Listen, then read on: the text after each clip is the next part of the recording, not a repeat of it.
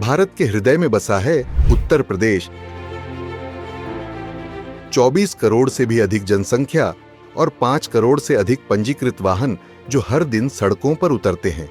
ये सिर्फ एक आंकड़ा नहीं, बल्कि दुनिया के सबसे जटिल और व्यस्त यातायात प्रबंधन की सच्चाई है।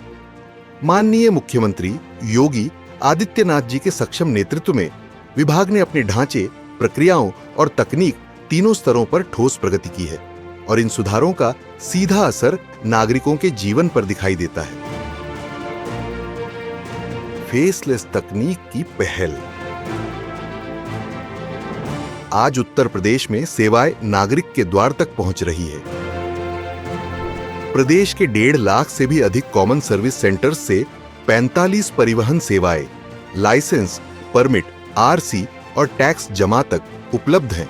अब लोगों को दफ्तरों के चक्कर लगाने से मुक्ति मिली है। विभाग ने 10 करोड़ रुपए की लागत से एआई आधारित डेटा एनालिटिक्स हब शुरू किया है। इसमें चालान, हेल्पलाइन, परमिट, सड़क सुरक्षा सबका डेटा एक ही प्लेटफॉर्म पर जुड़ता है और अधिकारी उसी आधार पर बुद्धिमत्तापूर्ण निर्णय लेते हैं। फेसलेस लर्निंग लाइसेंस और स्मार्ट कार्ड आरसी ने प्रक्रियाओं को सुरक्षित और पारदर्शी बना दिया है। अब नकली कागजात की गुंजाइश नहीं। प्रदेश के आरटीओ कार्यालयों में एसबीआई पीओएस मशीनें लगी हैं, जिससे कैशलेस भुगतान आसान हुआ है। और अब सिर्फ हाई भेजिए 8005441222 पर और वाहन की जानकारी, लाइसेंस की स्थिति या चालान का भुगतान सब कुछ मिनटों में व्हाट्सएप पर।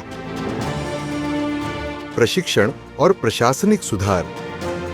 विभाग अब केवल सेवाएं ही नहीं दे रहा, बल्कि अपने कर्मियों को भी प्रशिक्षित कर रहा है। रायबरेली का IDTR अब सेंटर ऑफ एक्सीलेंस के रूप में विकसित हो रहा है, जहां आधुनिक और परिणाम केंद्रित प्रशिक्षण दिया जाएगा। NSDC और निजी साझेदारी से 15 नए ड्राइविंग ट्रेनिंग इंस्टीट्यूट स्थापित किए जा रहे हैं। लखनऊ, बलिया, गोरखपुर, आगरा, गौतम बुद्ध नगर, झांसी, कानपुर, शाहजहांपुर और प्रयागराज में नए IDTR भी तैयार हो रहे हैं। इससे न सिर्फ कौशल विकास होगा, बल्कि सड़क सुरक्षा भी मजबूत होगी। साथ ही प्रशासनिक क्षमता बढ़ाने के लिए 3 नए DTC पद सृजित किए गए हैं। विभागीय वाहनों में GPS आधारित निगरानी से फील्ड मॉनिटरिंग अब सटीक हो गई है।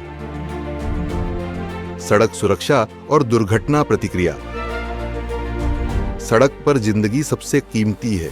इसी सोच से सरकार ने दुर्घटना पीड़ितों के लिए 1,50,000 रुपए तक का कैशलेस इलाज उपलब्ध कराया है। 7 दिनों तक अस्पताल में निःशुल्क उपचार। यह योजना पीड़ितों के परिवारों को तुरंत राहत देती है। अगर कोई नागरिक सड़क पर घायल को समय पर अस्पताल पहुंचाता है, तो उसे राहवीर कहा जाता है। ऐसे नेक कदम उठाने वालों को अब 25,000 रुपये का सम्मान भी मिलता है। यह प्रोत्साहन समाज में साझी जिम्मेदारी की भावना को मजबूत करता है। विद्यालयी बसों और वाहनों की लगातार जांच हो रही है। जुलाई 2025 तक ही 67,000 से अधिक निरीक्षण और 46,000 से अधिक वाहनों की सुरक्षा जांच पूरी हुई है।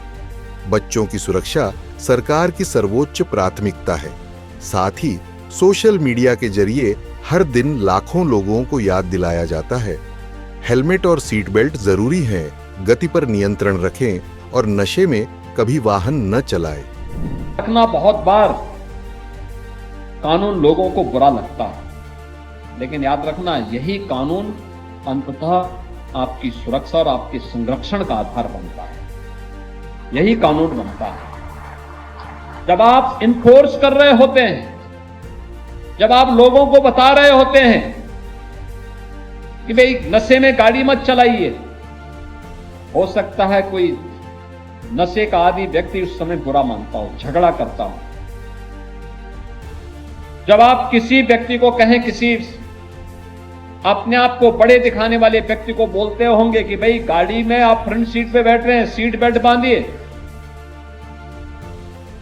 हो सकता है उस समय उसको बुरा लगता हो, लेकिन वही सीट बेल्ट उसकी जान को भी बचाएगी। जब आप किसी बाइक सवार को, बाइकर्स को कहते हैं कि भाई हेलमेट पहनिए, अगर आप हेलमेट नहीं पहनेंगे तो जैसे पेट्रोल पंप ने इस समय अभियान चलाया है, नो हेलमेट नो फ्यूल। यानी अगर आप हेलमेट नहीं पहनेंगे तो आपको हम तेल नहीं देंगे।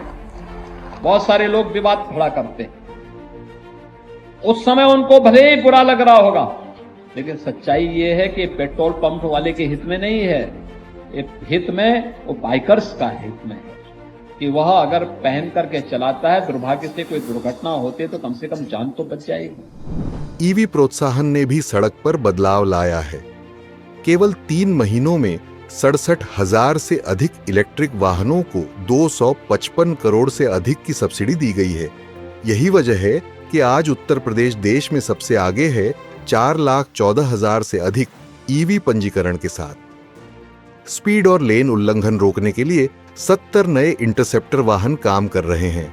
अब चालान केवल अंदाजे से नहीं बल्कि साक्ष्य के आधार पर होता है।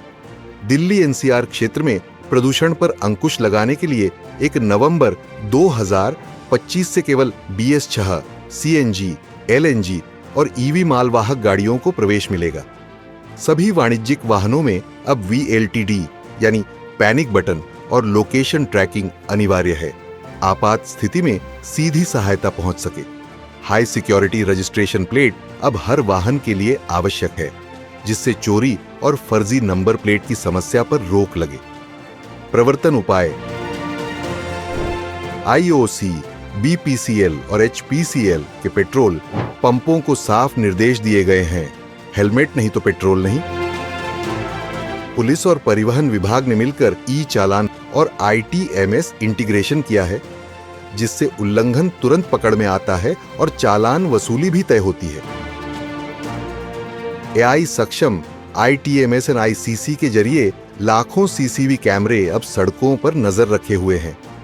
स्मार्ट सिग्नलिंग और रियल टाइम चालान यानी नियम तोड़ने की गुंजाइश लगभग खत्म। नागरिक केंद्रित डिजिटल सेवाएं: आज विभाग का हर कदम नागरिकों की सुविधा के लिए है। RTO में कैशलेस भुगतान, WhatsApp चैटबॉट से मिनटों में जानकारी, सरल हेल्पलाइन 149 24 घंटे और ई-चालान रिमाइंडर। इन सब का मकसद सिर्फ एक है, सेवा सरल और प्रक्रिया पारदर्शी। RVSF registered vehicle scrapping facility पुराने और प्रदूषण फैलाने वाले वाहनों का समयबद्ध निस्तारण अब प्रदेश की प्राथमिकता है। यही उद्देश्य लेकर रजिस्ट्रीकृत वाहन स्क्रैपिंग सुविधा केंद्र RVSF स्थापित किए गए हैं।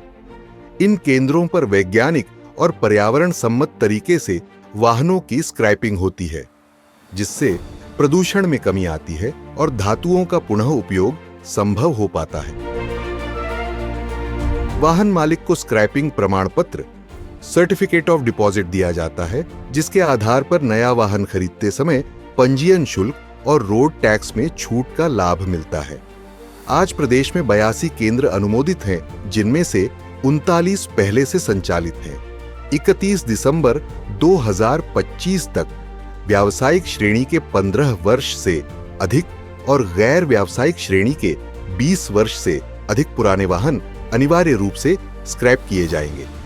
अंतर्राष्ट्रीय driving permit IDP Uttar Pradesh परिवहन विभाग अब वैश्विक स्तर पर भी नागरिकों को सुविधा दे रहा है। अंतर्राष्ट्रीय ड्राइविंग परमिट IDP जारी करने की प्रक्रिया को सरल और डिजिटल बनाया गया है। नागरिक अब बिना किसी जटिलता के ऑनलाइन आवेदन कर सकते हैं, आवश्यक दस्तावेज अपलोड कर सकते हैं और तय शुल्क जमा कर सकते हैं।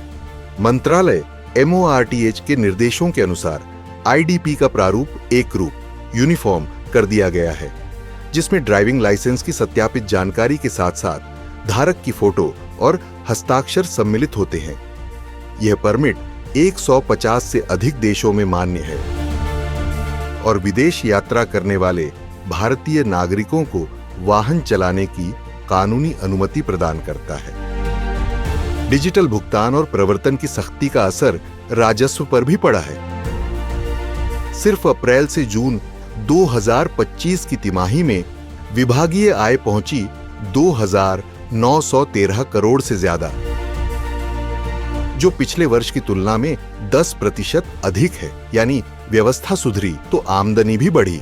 माननीय योगी जी के नेतृत्व में जिस तरह से 2017 के पहले का उत्तर प्रदेश था और 2017 के बाद का उत्तर प्रदेश है, आज पूरे देश और दुनिया में आज योगी जी के कार्य की सराहना होती है। आज पूरे दुनिया आज उत्तर प्रदेश के मॉडल को स्वीकार कर रहा है। माननीय मुख्यमंत्री योगी आदित्यनाथ जी के दूरदर्शी नेतृत्व और विकसित यूपी 2047 की परिकल्पना के अनुरूप उत्तर प्रदेश परिवहन विभाग 3 मजबूत स्तंभों पर आगे बढ़ रहा है: तकनीक, पारदर्शिता और सुरक्षा। जन सुविधा हमारी नीति है और सड़क सुरक्षा हमारा संकल्प।